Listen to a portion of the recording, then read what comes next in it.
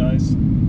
So I'm back again, same day, just later on, and I thought, why not go out for a quick drive? So right now, I got the car in auto, but then I have it in regular drive mode, not sport mode. And as you can hear, it's not very loud in here. You know, it's the exhaust does make it loud, but it's not too bad. The cool thing about this car in auto is you kind of just let the Quattro take over, do what it does. The transmission does what it do. You know, like it does it automatically, and it's more. I don't know why they called it auto. I think they should have been more like an eco mode or something. But technically, this car does have an eco mode, which is drive. So like right now, a good example, I'm going 40 miles an hour. It's in 6th gear. Now it's in 7th. And what it'll do is it'll try to get the RPMs up to the RPMs down as low as they can, but also in the highest gear, which will help on fuel consumption. And even driving around in that mode, the car is still very lively. The steering wheel's a little light because it's not, like in any race mode. So the Quattro's put more power to the back wheels than it is the front. And it just seems to be like, it feels almost as if you're in a rear-wheel drive car. Not an excessive amount of oversteer or understeer. It's like right in between. It feels really good in Planet. And again, for an everyday car, this is actually it's actually doable to make this car a daily, in my opinion.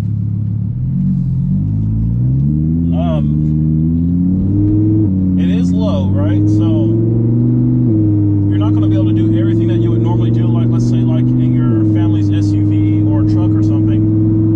But for a typical sports car, or in this case a supercar, you can do the majority of the stuff. You can still go, to the hardware store. You can still go grocery shopping.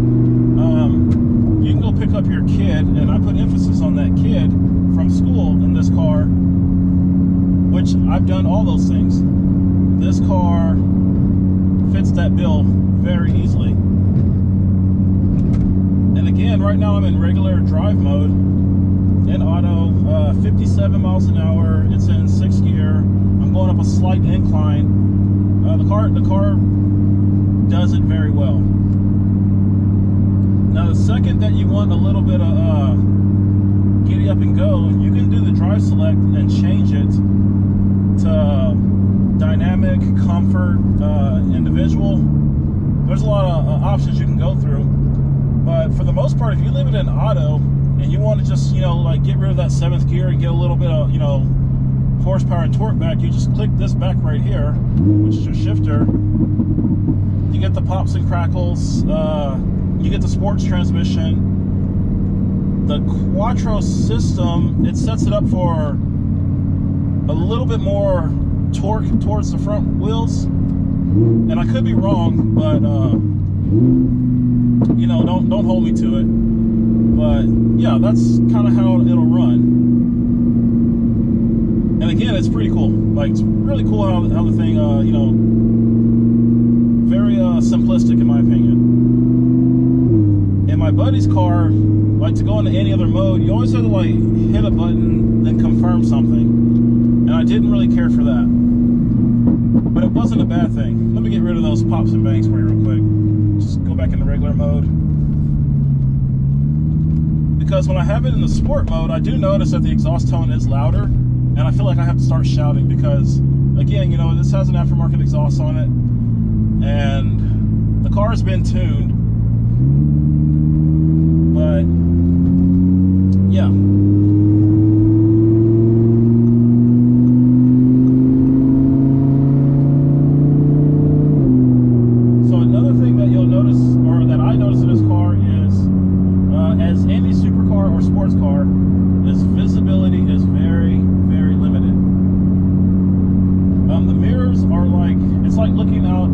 Imagine looking at a quarter and then trying to see something behind you off of that. Like, the mirrors are tiny.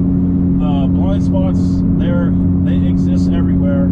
If you pull up too close on a light, you do have to duck your head down to get a view at the light. When you pull up to a decent sized truck, you can see all the way underneath it. That's just the harsh reality of being in a supercar. Like, you're lower to the ground, and you get a shorter person's perspective on the road, I guess. But it's not too bad. It's just one of those things that you deal with when you get a supercar. Right now, I'm gonna head up to. Actually, you know what? I don't even have a destination in sight. We're just gonna ride and see where we go. There's a couple of roads up here that we can shoot off on that are pretty cool. But yeah, I'll get back to you when we get to a more interesting spot. Okay, so I found, or I shouldn't say I found a destination. I thought of a road I could drive on, and it's a pretty popular road. It's Sunrise Highway. So right now I got the car in comfort mode and in regular drive mode, and we'll just zoom up here, see what we see and how we feel. Now we are passing a couple of or at least one hot rod, and I hope he doesn't think I'm trying to race up this road or nothing. But as you can tell, right now the car's in comfort mode. It's comfort with regular drive, not in sport mode. And with that, the suspension is very soft. I can feel it like absorbing the bumps a little bit better. The steering feels a little bit looser, not so stiff. And I mean, it's pretty comfortable, but it's boring. It's very, very boring. The car just doesn't feel very, alive. It just feels like any other, sports car that's cruising through the mountain, the curves, So for me, that's all you really need to see of comfort mode. So from here, I'm going to go into auto. You're swapped over right just like that. Now, when you see me hitting the button on the steering wheel, you can hit it there and then leave it alone, and it'll eventually click over to it. But me, I'll rather hit the button, go to the setting that I want and just hit enter right away. That way it's there a lot quicker. You're not like messing around with a bunch of buttons. But right now we're in auto mode and we're in regular drive mode. So it's auto in conjunction with drive. The steering wheel's a tad bit, tougher. The suspension's slightly, firm. And as you can tell, the shifting's a little bit different, but it's not like that much different, from comfort mode. We're stuck behind a car, so I can't really rip on it or nothing like that. But yeah, this is a pretty comfortable road to drive on. Whenever it's snowing, we bring my kids up here, and we take them sledding and some of the little pull-offs that they have. It's just a little fun little getaway area. But yeah, as you can see, the car is for the most part pretty docile. When you come up here, you'll see like a lot of people taking pictures or going hiking. They got like a lot of little trails up here that you can hit on. But yeah, it's a pretty cool little area. So from here, I'm gonna swap the car to dynamic mode. Now, as soon as you go into dynamic mode, you hear right there, okay, the first thing you notice is the exhaust tone. It's a lot more aggressive. You can tell. The transmission, it goes into sport mode and it shifts a little bit harder. And as you can tell, like if I let off the gas, you'll hear the burbles and the cracks and the pops, so that's what that is. And yeah, it's pretty cool. I do not prefer to drive in this mode because I think I'm getting old and I don't care for all the noise anymore. But it does sound pretty cool and it makes the car more responsive. So what I've done is there's a setting in the car that you can go to called individual. And you can cherry pick the parts that you want on individual mode. And for me, I basically have my car set up, when I'm in individual mode, it's set up to match identical except with all the pops and bangs. That is the only difference. And that is like 90% of the time, that's how I'm driving it. If I want to get that little bit of extra out of the car, I'll go to dynamic mode and really, rip on it and, let them have it. But for the most part, I drive in individual mode with my preferred settings. The other cool thing is with this car, to go to manual mode, you can either just click a paddle or you can hit the shifter over, and then you can be, in manual mode. When you're in manual mode, the car really wakes up. It's way more alive. It's just a lot of fun, a lot of fun to play with. It's a handful. And, now that I think about it, I should have took that BMW on this road, because it's a pretty good road. Okay, this car just let me by. A couple of motorcyclists over there. But yeah, this is a pretty fun road to go on and kind of rip on. Law enforcement's not too bad up here, so you don't really get bothered that much. It is a very twisty road, so I'd say if you come up here, be careful. There are falling rock, there is wildlife, and there are definitely a lot of tourists up here. But yeah, definitely would recommend this road a lot. So I'm gonna shut up for a little bit and just let you guys enjoy the ride.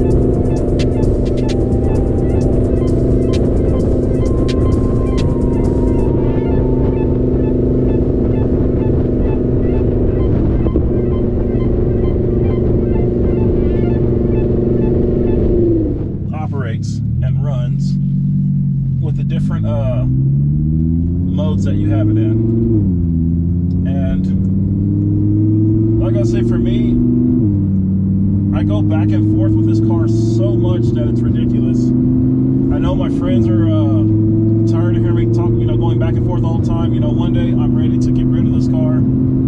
I drive it again, then I'm in love with it. It wears on me a little bit, and I'm like, oh, I want to go twin turbo. And then start thinking about, like, I put too much thought into it. But in a nutshell, you see how the car is on the outside, you see how it rides, you see how it drives.